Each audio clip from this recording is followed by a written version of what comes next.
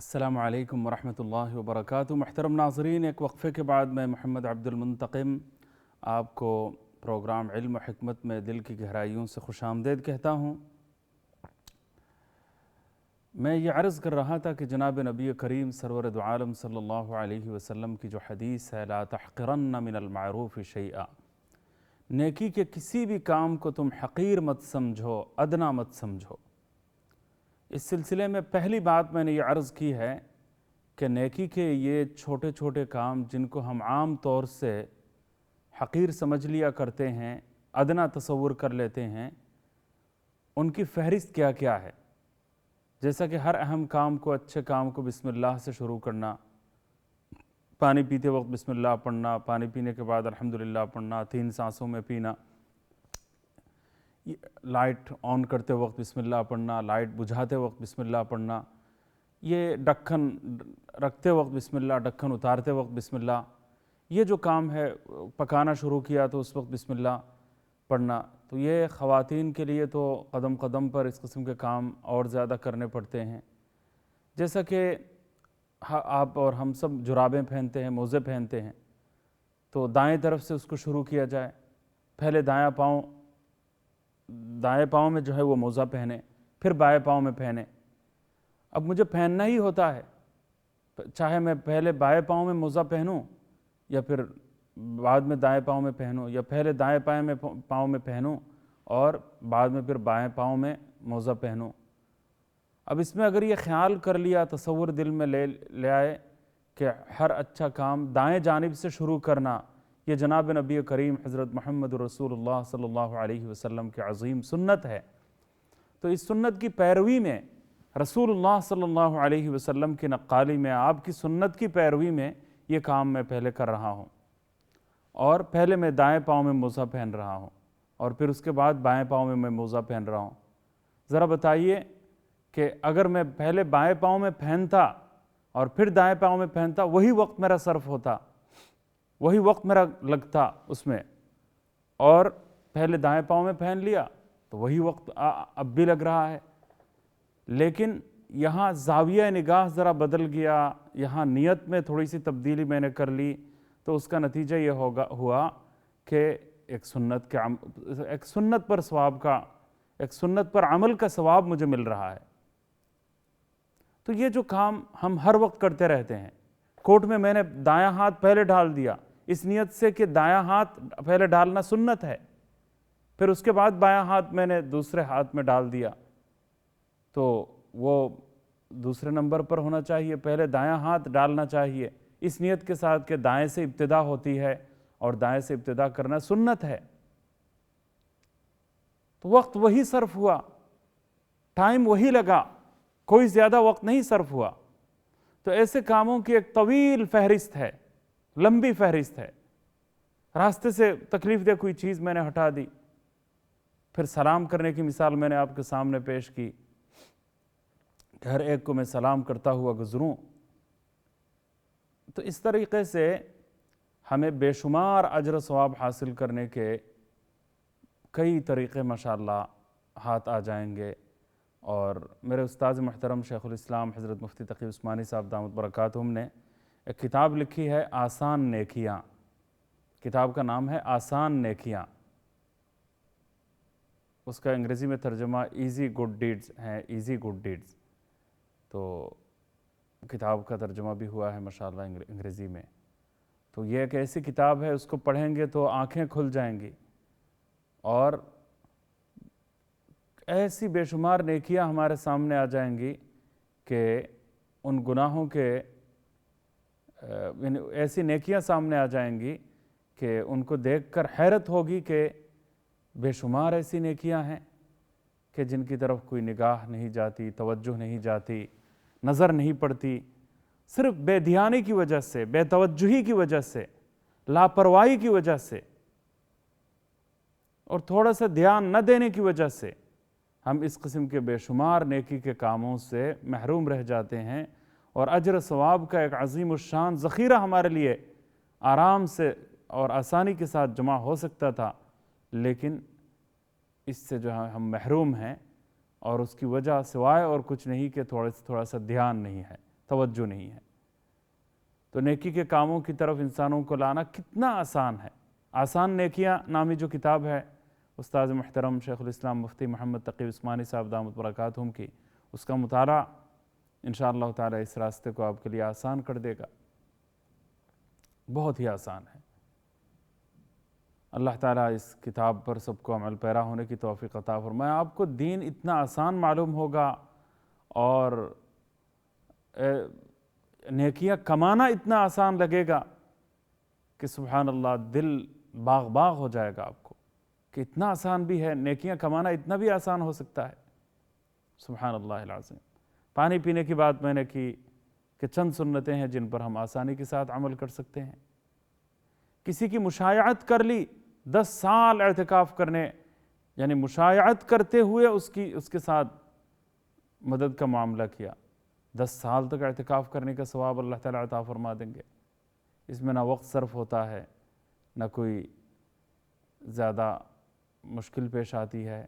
کوئی تکلیف اٹھانی پڑتی ہے، کچھ بھی نہیں ہے۔ ایک معمر آدمی ہے، ان کو وہ لاٹھی سمجھ لیں کہ گھر کے کسی کونے میں انہوں نے لاٹھی رکھی ہوئی ہے، تو اس لاٹھی کو لینے کے لیے دوبارہ ان کو آنا ضروری ہے۔ وہ آنا چاہ رہے تھے، آپ نے وہ لاٹھی اٹھائی اور چل کر وہ لاٹھی خود چلے اور چل کر ان کو وہ لاٹھی پہنچا دی۔ تو یہ کتنا بڑا کام ہے۔ کسی معمر آدمی سے بیگ اٹھایا نہیں جا رہا تو بیگ اٹھایا اور گاڑی تک پہنچا دیا۔ تو یہ جو بیگ اٹھا کر گاڑی تک آپ نے پہنچا دیا، آدھا منٹ کا وقت صرف ہو جائے گا، 1 منٹ کا وقت صرف ہو جائے گا، کوئی زیادہ وقت بھی نہیں لگے گا، زیادہ تکلیف بھی نہیں اٹھانی پڑے گی، 10 سال تک اعتکاف کرنے کا ثواب اللہ تعالیٰ میں عطا فرمائیں گے۔ کسی کو لفٹ دے دیا یہاں سے وہاں تک، 10 سال تک اعتکاف کا ثواب ملتا ہے۔ یہاں سے وہاں میں راہ گزرتے ہوئے جا رہا ہوں، زیادہ تکلیف بھی نہیں ہوگی، بس 1-2 منٹ زیادہ لگیں گے زیادہ سے زیادہ، بس اتنا سا کام کر لیا۔ تو ایسے نیکی کے کام جو ہے وہ ہاتھ سے گنوانے نہیں چاہیے۔ میں آپ کو کیا بتاؤں، ہمارے استاد محترم عظیم محدث بھی ہیں، مفسر بھی ہیں، فقیہ بھی ہیں، مفتی بھی ہیں، حضرت مولانا مفتی محمود اشرف عثمانی صاحب دامت برکاتہم، حضرت مفتی شفیع صاحب رحمۃ اللہ علیہ کے پوتے، حضرت شیخ مفتی تقی عثمانی صاحب کے بھتیجے، حضرت ذکی کیفی رحمۃ اللہ علیہ کے صاحبزادے، اور عظیم صحیح بخاری شریف کے استاد، اور دارالعلوم کراچی جیسے عظیم الشان دینی درسگاہ کے، عظیم الشان اسلامک یونیورسٹی کے شیخ الحدیث، مفتی، سب بڑے مفتی، اور اتنی عظیم ہستی اور ایسے عظیم خاندان کے چشم و چراغ۔ اور میں ایک طالب علم ادنا سا تھا، میں دارالعلوم سے ایک مرتبہ نکل رہا تھا تو وہ بس سٹاپ پر کھڑا تھا میں، تو حضرت جو ہے وہ ڈرائیو کر کے جا رہے تھے، گاڑی میں اٹھا لیا تو کہنے لگا آپ کہاں جائیں گے؟ کہ میں جامعہ فاروقیہ جاؤں گا۔ تو اور وہ بالکل شہر کی طرف جانا چاہتے تھے، وہ جنوب کی طرف،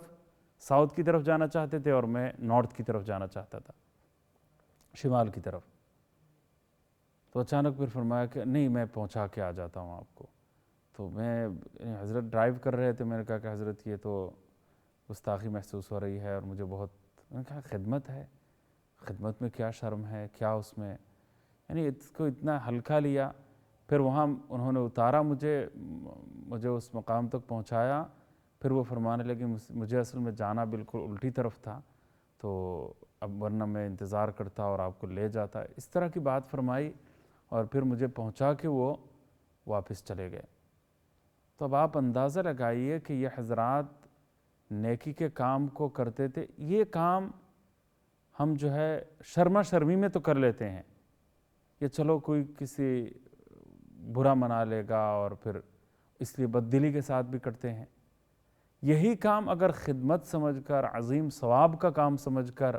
کہ یہ ثواب کا کام مجھے گنوانا نہیں چاہیے، یہ موقع مجھے ہاتھ سے جانے نہیں دینا چاہیے، ثواب کا ایک موقع مجھے مل گیا ہے، پتہ نہیں کب ایسا موقع پھر مجھے ملے گا کہ میں یہ کام کر پاؤں، کر سکوں۔ تو اس عظیم کام کو ایک عظیم موقع سمجھتے ہوئے کہ ہر وقت تو میں اس طرح نکل نہیں سکتا گاڑی لے کر، اب نکل ہی جب گیا ہوں تو اور ایک آدمی کو پہنچانے کا، کسی جگہ پر پہنچانے کا موقع مجھے مل گیا ہے۔ آج کل اس کو لفٹ دینا کہتے ہیں، کون مجھے لفٹ دے گا، تو وہ لفٹ دینے کا موقع مجھے مل گیا، تو اس ثواب سے میں محروم کیوں رہوں؟ تو تھوڑا سا یہ کام اگر کر لیا تو 10 سال تک مسلسل اعتکاف کرنے کا ثواب آپ کو ملے گا۔ اور آپ صلی اللہ علیہ وسلم نے فرمایا کہ صرف 3 دن کے اعتکاف سے انسان جہنم سے اتنا دور، ایک خندق کے برابر دور ہو جاتا ہے۔ اور ایک خندق کا فاصلہ کیا ہے؟ زمین سے لے کر آسمان تک کا جو فاصلہ، اور وہ فاصلہ اتنا زیادہ ہے کہ آسمان تک آج تک کوئی انسان پہنچ نہیں سکا، فاصلہ طے ہی نہیں ہو سکا کتنے لاکھوں میل کا فاصلہ ہوگا، اس کا کچھ اندازہ نہیں ہے، آسمان اتنے فاصلے پر ہیں۔ تو زمین سے لے کر آسمان تک کا فاصلہ جتنا ہے، وہ 3 دن کے اعتکاف سے انسان جہنم سے اتنا دور چلا جاتا ہے، اتنا دور چلا جاتا ہے۔ تو آپ صلی اللہ علیہ وسلم پھر فرما رہے ہیں کہ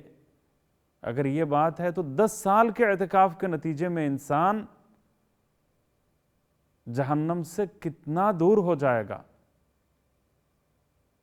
جہنم سے کتنے فاصلے پر چلا جائے گا، جہنم اور اس کے درمیان کتنا بڑا فاصلہ حائل ہو جائے گا۔ سبحان اللہ العظیم۔ یہ کام جہنم سے دور کرنے والا عمل ہے، 10 سال تک اعتکاف کرنے کا ثواب دینے والا عمل ہے۔ اور ایک حدیث میں تو فرمایا گیا ہے کہ مسجد نبوی شریف میں 1 مہینے تک مسجد نبوی شریف میں اعتکاف کرنے کا ثواب، فی مسجدی ھذا، آپ صلی اللہ علیہ وسلم نے فرمایا میری اس مسجد میں، مسجد نبوی شریف میں پورا 1 مہینہ اگر کوئی اعتکاف کرے، اب مسجد نبوی شریف میں اعتکاف کرتے ہوئے کتنی نفلیں پڑھنے کا موقع ملے گا، کتنا اجر و ثواب کمانے کا موقع کسی کو مل سکتا ہے۔ وہاں تو 1-2 دن کا موقع بھی آج کل ملنا کتنا اس کا بھاری بھرکم خرچہ ہوتا ہے، کیونکہ رمضان المبارک کے مقدس مہینے میں پورے عالم اسلام سے، پوری دنیا سے مسلمانوں کی آمد کا اتنا سلسلہ شروع ہوتا ہے کہ وہ سارے پیکج بہت مہنگے ہو جاتے ہیں، اور زیادہ دنوں تک رہنا اور ٹھہرنا یہ ہر ایک کے بس کی بات نہیں ہوتی، آسان نہیں ہوتا معاملہ، لیکن ماشاءاللہ انسان کو وہاں جا کر اعتکاف کرنے کا پورا مہینہ اگر موقع مل جائے تو کتنے لاکھوں کا خرچہ آ سکتا ہے۔ سبحان اللہ العظیم۔ اور پھر وہ انسان مسجد نبوی شریف میں اعتکاف کرے، اللہ اکبر، اللہ اکبر، کتنی عظیم بات ہے، کتنی بڑی سعادت ہے۔ تو 1 مہینے تک لگاتار اور مسلسل مسجد نبوی شریف میں اعتکاف کرنے کا جو ثواب ہے، کچھ دیر چل کر اگر کسی کے ساتھ تعاون کیا جائے تو اس کا وہ ثواب ملتا ہے۔ مشایعت کرتے ہوئے، چلتے ہوئے اس کے ساتھ اگر اس کو کوئی راحت پہنچائی جائے، کوئی آرام پہنچایا جائے، کوئی کام اس کا کر کے انسان دے دے، تو جن کاموں کو ہم بددلی کے ساتھ کرتے ہیں، نفرت کے ساتھ کرتے ہیں،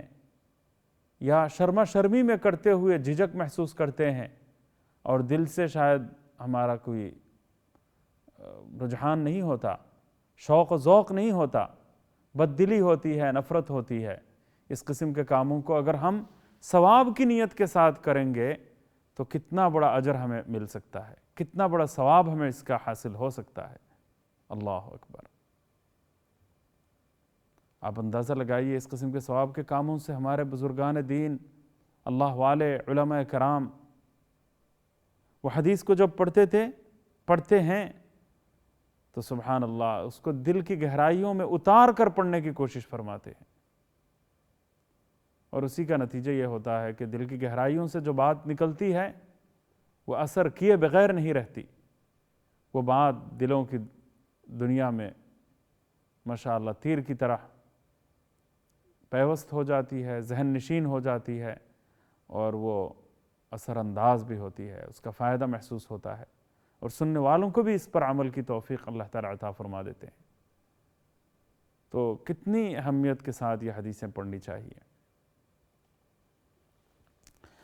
تو محترم ناظرین، ایک تو بات یہ ہو گئی ہے کہ نیکی کے کسی کام کو حقیر مت سمجھو، جیسا کہ حدیث میں فرمایا گیا ہے۔ تو اس قسم کے بے شمار کاموں کی تفصیل ہے، فہرست ہے، اور اس قسم کے کاموں کی تفصیلات سے ہمیں پہلے آگاہ ہونا چاہیے۔ جب علم حاصل ہوگا تب عمل کی توفیق بھی ہوگی، اور ان کا جو اجر و ثواب ہے وہ بھی معلوم ہونا چاہیے۔ کتنا زیادہ اجر و ثواب ہر عمل کا ملتا ہے، لیکن وہ کتنا آسان ہوتا ہے، ایزی ہوتا ہے۔ اس کے لیے میرے استاد محترم مفتی محمد تقی عثمانی صاحب دامت برکاتہم العالیہ، ان کی کتاب آسان نیکیاں یا ایزی گڈ ڈیڈز، اس کا مطالعہ کرنا آپ سب کے لیے، میرے لیے، ہم سب کے لیے انشاءاللہ تعالی بے انتہا مفید ثابت ہوگا۔ ایک اور بات اس سلسلے میں عرض کرنے کی ہے، اور وہ یہ ہے کہ نیکی کا کام دوسرے نیکی کی توفیق دیتا ہے۔ ایک نیکی دوسرے نیکی کو کھینچتی ہے، گناہ کو کھینچتا ہے، اور نیکی نیکی کو کھینچتی ہے۔ تو جب ہم اس قسم کے ان کو چھوٹا سمجھ کر ہم چھوڑ دیتے ہیں تو توفیق سلب ہو جاتی ہے، انسان کو پھر نیکی کرنے کا موقع نہیں ملتا، آئندہ توفیق نہیں ہوتی۔ حدیث میں اس کو خاطر سے تعبیر کیا گیا ہے، بزرگان نے اس کو وارد کہا ہے کہ واردات قلب، یعنی نیکی کے کام کی جو رغبت ہوتی ہے، دل میں جو خیال پیدا ہوتا ہے، وہ اللہ حدیث کے مطابق وہ اللہ کی طرف سے ایک مہمان ہوتا ہے۔ وہ مہمان اللہ کی طرف سے آتا ہے۔ تو مہمان بار بار کب آتا ہے؟ جب مہمان کی قدردانی کی جاتی ہے، مہمان کی دیکھ بھال کی جاتی ہے، مہمان کا خیال رکھا جاتا ہے۔ تو ابھی 2 رکعتیں پڑھنے کا خیال آ گیا تو فوراً پڑھ لینی چاہیے۔ ابھی ایک نیکی کا کام، تکلیف دہ چیز ہٹانے کا خیال آ گیا تو فوراً یہ کام کر لینا چاہیے۔ یہ جو خیال آیا یہ ایک مہمان تھا، تو مہمان کی قدردانی یہ ہے کہ اس پر عمل کر لیا جائے، اور اگر عمل اس خیال پر نہ کیا جائے تو مہمان کی گویا ہم نے ناقدری کی۔ اب مہمان کی جب ناقدری کی جاتی ہے، مہمان دوبارہ آتا نہیں ہے، تو پھر نیکیوں کے خیالات اس طرح جو ہے وہ جو آتے رہتے ہیں، اس کا سلسلہ بند ہو جائے گا، ختم ہو جائے گا۔ تو اس کا وہ فائدہ بھی ہے جو ذہن میں رکھنے کی ضرورت ہے۔ اللہ تعالیٰ اس قسم کے کاموں کے کرتے رہنے کے ذریعے بے شمار اجر و ثواب کا ذخیرہ جمع کرنے کی ہم سب کو توفیق عطا فرمائے۔ آج پروگرام کا وقت اختتام کو پہنچ گیا، اجازت چاہتا ہوں، دعاؤں کی درخواست ہے۔ السلام علیکم ورحمۃ اللہ وبرکاتہ۔